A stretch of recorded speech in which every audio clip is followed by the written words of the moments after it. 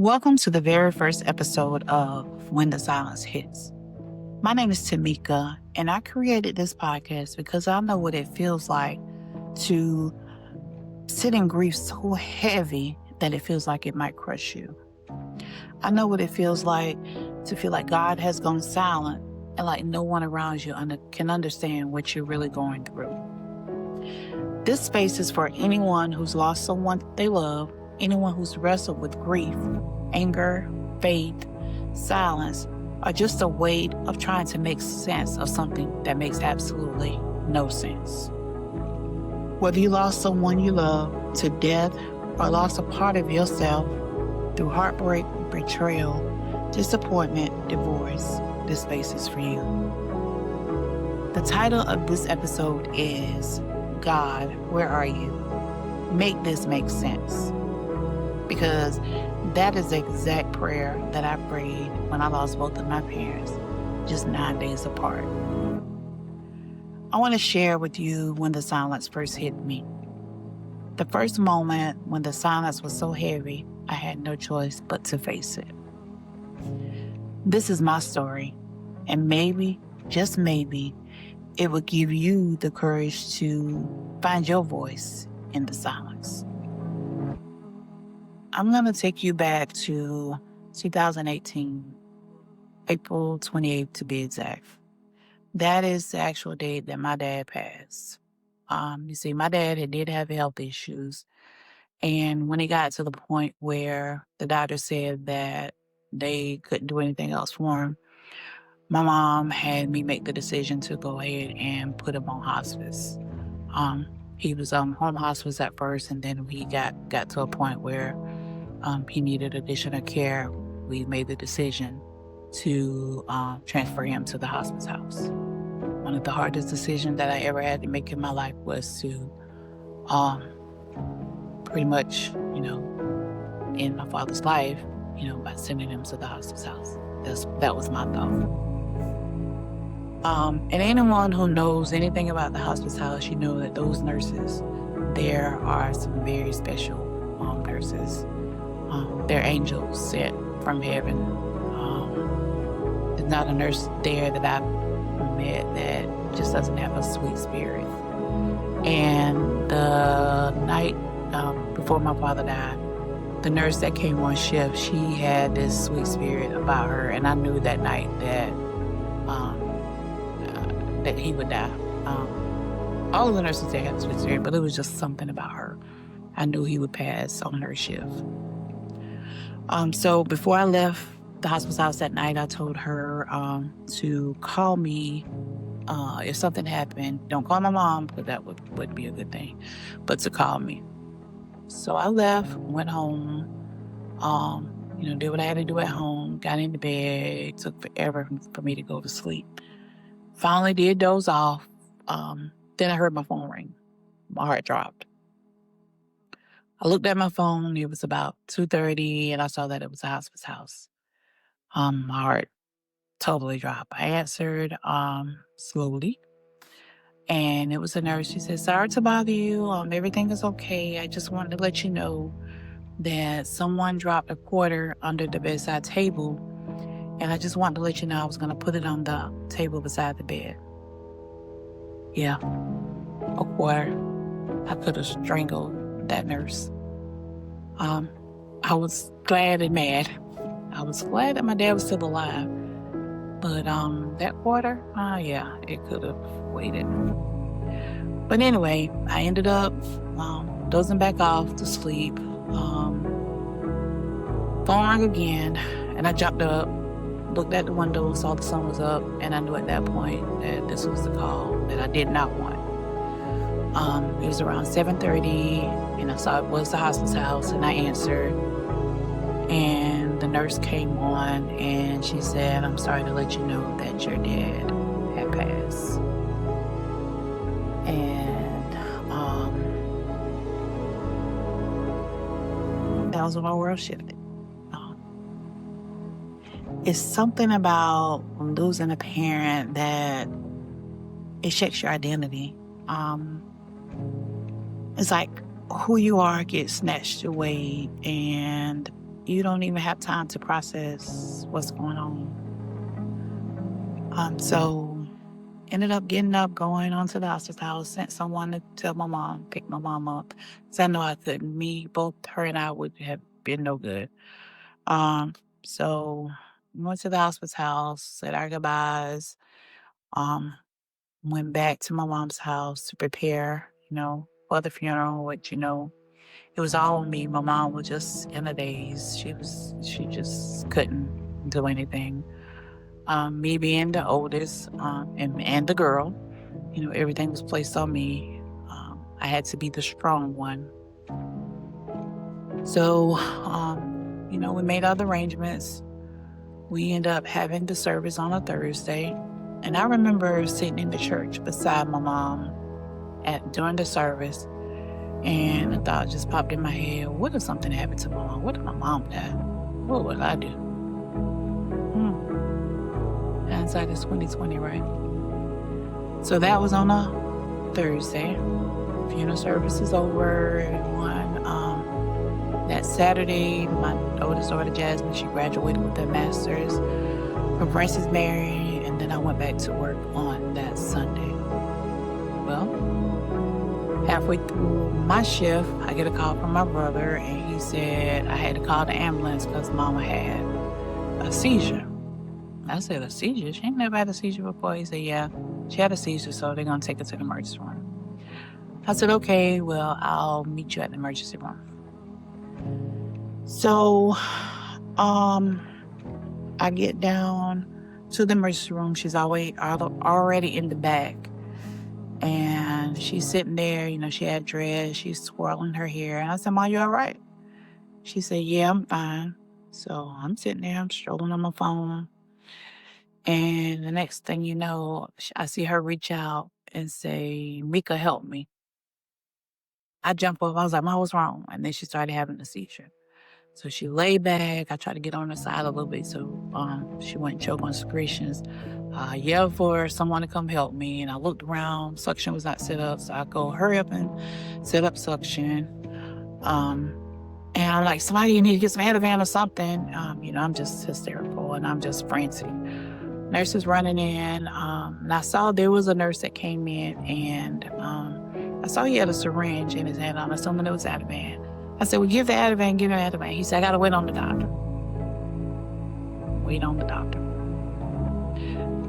But okay, so everybody's running around, they're doing the things, and someone pushed me out of the room. And so at this point, I'm standing in front of the door watching them work on my mom. As I'm watching them, I saw someone run out and get a crash cart. So when I saw them bring a crash cart back, I'm like, oh shit, what's going on? So I'm trying to go back in the room. Somebody's pushing me out, and then they push me. So we got to take you back to the waiting room. No, I'm yelling, no, I can't leave my mom. I can't leave my mom. You have to leave your mom. So they push me back in the waiting room. I'm sitting there, and my granddaddy was there, my brother, and a couple other family members. I can't remember exactly who. I know my older brother, it was his wedding anniversary. So he hadn't made it back there yet, but he was on his way. So we sat there like forever, waiting and waiting and waiting. And then I can't remember if it was a patient rep or a pastor from the hospital came and said that we're going to move you to the private waiting area. And anyone who knows that if you're moved to the private waiting area, that's not good. So we moved to the private waiting area, and we sit back there for what seemed like hours, which I'm sure it wasn't. But as we're sitting there, I'm sitting there just in a daze, not knowing what to think. Just had buried my dad. Now my mom is not doing well. So the doctor comes in and she says, I'm sorry, but we did all we could do.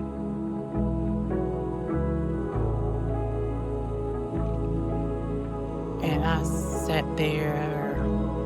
It was like I had an out-of-body experience. Like, did I hear this out of correct? Like, my mom was not here. And so I had to ask her, so what did you say? She said, I'm sorry, but we couldn't save her. And it was at that point that I felt like I could have melted through the floor. My body was numb. It's like the floor had lit up from up under me. Because, unexpected death is horrible. I don't know what other word to describe it. It was bad. Family member was there, but me again, having to be the strong one, had to be there for everyone. My older brother, he had his wife, so she, pretty much took care of him. My younger brother, he fainted. So they had to rush him to the back of the hospital, to the emergency room. But he didn't stay. He pulled the IV out and ran back, and he was just, so I had to be strong for my kids. Also for my siblings, my granddad, just everybody. So we left the hospital, went back to my parents' house. Can you imagine walking into a house that once was full of love and laughter, and it was just quiet? No one calling my name. No familiar voices. And that's when it hit me. They were gone. Not coming back. So again, I had to prepare a funeral for my mom while keeping myself together, keeping everybody else together.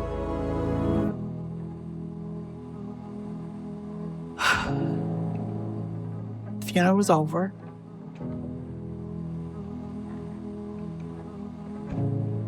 The visit stopped. The call stopped. And it was just silence. Silence louder than the loudest noise that you can imagine. Even at my own house, surrounded by my own family, I felt completely alone. My world changed forever. But the outside world kept going. People still laughed. People went to work. People posted on Facebook while I was screaming inside. But nothing came out. I wasn't just grieving who they were, but I was grieving who I was while they were still here. But you know what? Grief didn't only find me in death. I've had seasons where I lost people who were still alive. Friendships that faded. Love that turned cold. People who walked away without any warning or explanation. And that grief, that silence, it cuts just as deep. After losing my parents, this is where my fight with God came in. And I wasn't shy about it. I wasn't one of those people who said the Lord gives and the Lord is taken away. No. I was angry. Very angry. I remember saying out loud, God, where are you? How could you take both of my parents so close together? What did I do so bad for you to cause me this much pain? Make this make sense.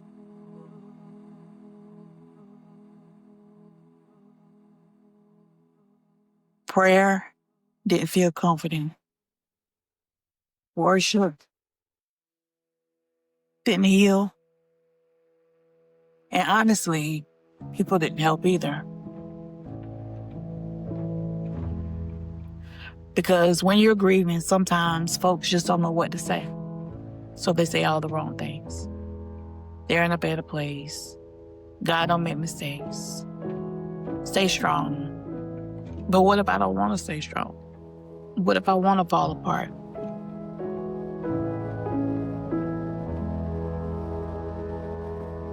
I know some of you listening have asked the same question. Maybe you lost someone you love. Maybe your faith feels shattered. Maybe you feel guilty for questioning God. But it's okay. Faith and doubt can sit at the same table. God can handle your anger. But grief didn't just live in my heart. It showed up in my body, in my mind, everywhere. I couldn't sleep. I couldn't eat. Sometimes I ate just to feel the emptiness. My emotions were everywhere. One moment I was numb, and the next moment I was crying so heavy I can barely catch my breath. And, the hardest thing for me to admit, sometimes I wanted to give up.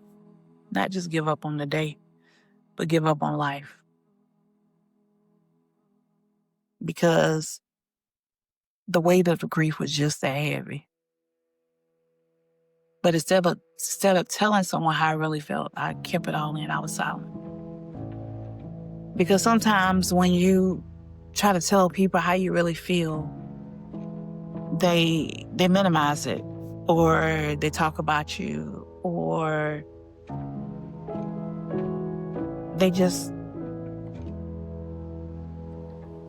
try to tell you how to feel. They judge you. So silence felt safer. Not necessarily healthier, but it was safe. But I did find out what did help. What did help was being honest with myself.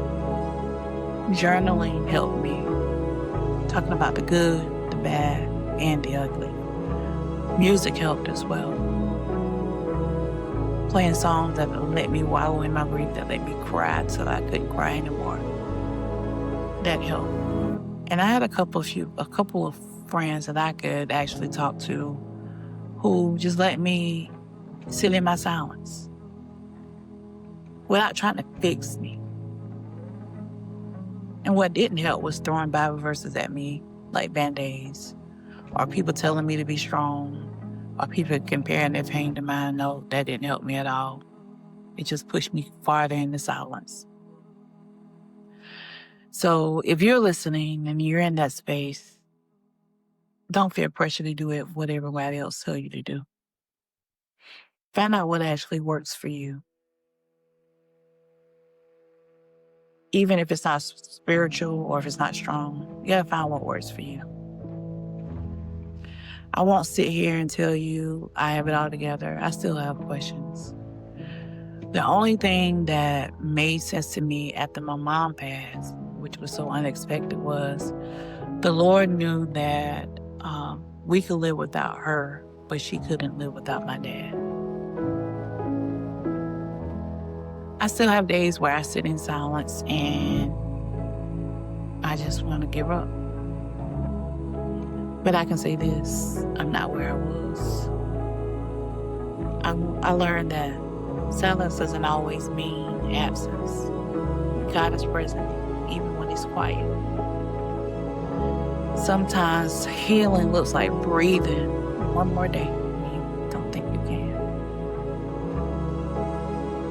I want to thank you for sitting with me today. This was a hard story to tell, but I hope it reminded you that your pain is valid, your questions are valid, and your silence doesn't have to be permanent. In the next episode, we'll talk about how grief changes your identity and what to do when you don't recognize yourself anymore. If this episode spoke to you, I'd love for you to share your story with me. You can reach me by email or on social media. Until the next time, remember this. Whatever you're going through, however heavy the silence, keep breathing.